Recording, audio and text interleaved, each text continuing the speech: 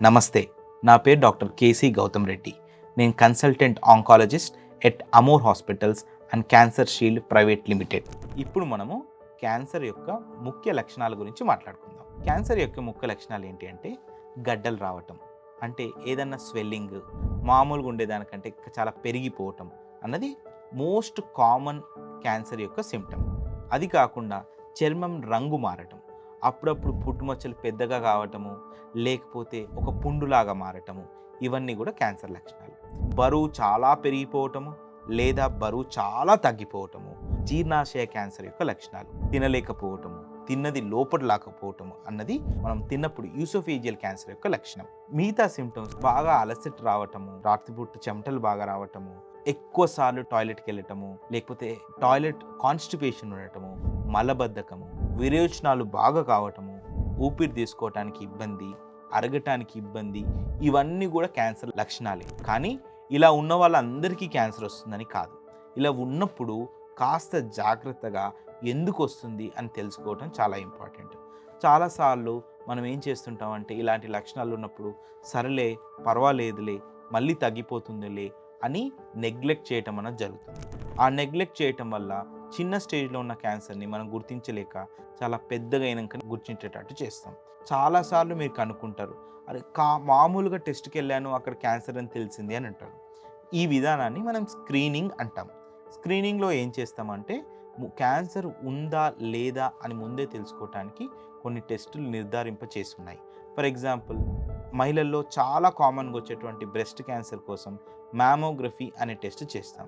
Mammography చేయటం వల్ల మామూలుగా 1 లేదా 2 సెంటీమీటర్ సైజులో ఉన్న గడ్డ తెలుసుకునేది చాలా చిన్నగా ఉన్నప్పుడే తెలుసుకోవచ్చు. చిన్నగా ఉన్నప్పుడే తెలుసుకోవటం వల్ల దాన్ని ముందే కనిపెట్టి ట్రీట్మెంట్ చేసే అవకాశం ఉంటుంది.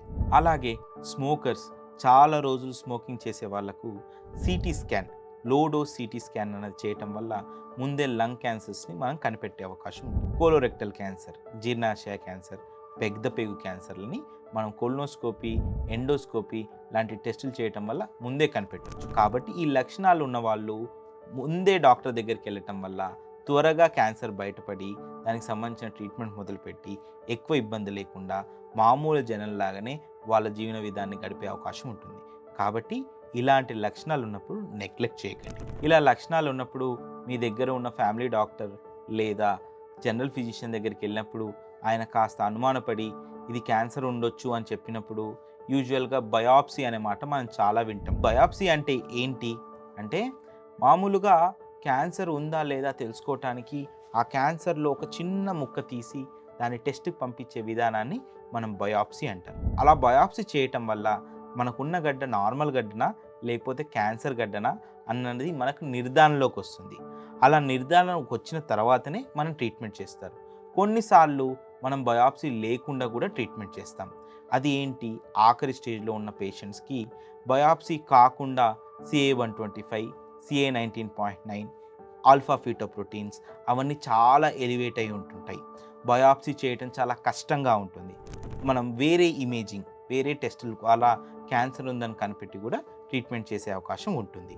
ఈ బయాప్సీ ఎన్ని రకాలుగా ఉంటుంది అంటే ముందు open biopsy, closed biopsy. Open biopsy అంటే చర్మాన్ని అంతా కట్ చేసి ఆ క్యాన్సర్ లాగా కనపడనిది మొత్తం తీసేసి ల్యాబ్కు పంపేయటాన్ని ఓపెన్ బయాప్సీ అంటారు. క్లోజ్డ్ బయాప్సీ అంటే ఆ చర్మాన్ని అలానే ఉంచి అందులోకి ఒక చిన్న సూది పంపించి ఒక చిన్న ముక్క తీసి దాన్ని టెస్ట్కి పంపేయడాన్ని క్లోజ్డ్ బయాప్సీ అంటారు. యూజువల్గా ఇప్పుడు మనం క్లోజ్డ్ బయాప్సీ చేస్తున్నాం. క్లోజ్డ్ బయాప్సీ చేయటం వల్ల పేషెంట్కి ఎక్కువ ఇబ్బంది లేకుండా క్యాన్సర్ ఉందా లేదా అన్న నిర్ణయానికి మనం రావచ్చు. ఈ బయాప్సీ చేసిన ముక్కని ఏం చేస్తారు అని మనకు చాలా అనుమానాలు ఉంటాయి. చాలామందికి బయాప్సీ ఇచ్చిన దాదాపు 7 రోజుల తర్వాత లేదా 8 రోజుల తర్వాతనే క్యాన్సర్ ఉందా లేదా అన్న కంక్లూజన్ చెప్తారు. ఈ 7 రోజులు 8 రోజులు కూడా వాళ్ళు చాలా టెన్షన్తోని ఇబ్బందులతోని ఉంటారు.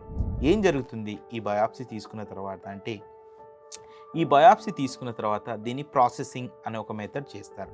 ఇలా ప్రాసెసింగ్ అనే మెథడ్ చేసి ఇది క్యాన్సర్ కణాలా లేదా నార్మల్ కణాలా అని కనుక్కోవటం అనేది చేస్తాం. ఈ మధ్య కాలంలో కేవలం హిస్టోపాథాలజీ కాకుండా బయాప్సీ మాత్రమే కాకుండా ఇమ్యునోహిస్టోకెమిస్ట్రీ అని కొత్తగా చేస్తున్నారు.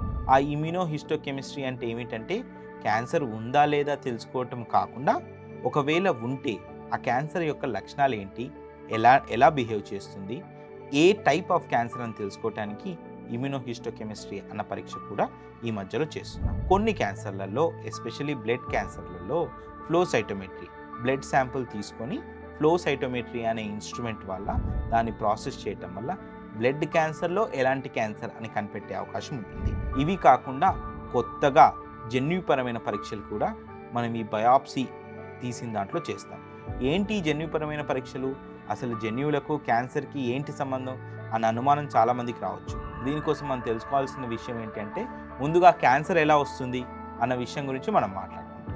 క్యాన్సర్ అన్నది మన జన్యువుల మార్పు వల్లనే క్యాన్సర్ వస్తుంది.